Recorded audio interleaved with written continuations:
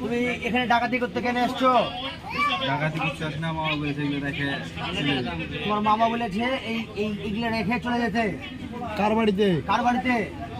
আমার জামাইয়ের বাড়ি। ঠিক আছে, কার বাড়িতে রেখে যেতে বলেছে? কেন বলেছে কথা? তাহলে মামা বলেছে রেখে চলে যেতে। হ্যাঁ আর তোমাকে বলেছে আর তুমি চলে এসেছো ধরে এই বিটির বাড়িতে ইয়াবা রাখতে। পুলিশ দিয়ে ধরে দিবা তাই নাকি? মামার নাম ডাকছি। তোর মামার নাম কি? ইন্তাজুল। বাড়ি কোথায়? বাড়ি কোথায়?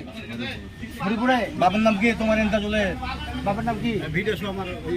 আবু বকর সিদ্দিক।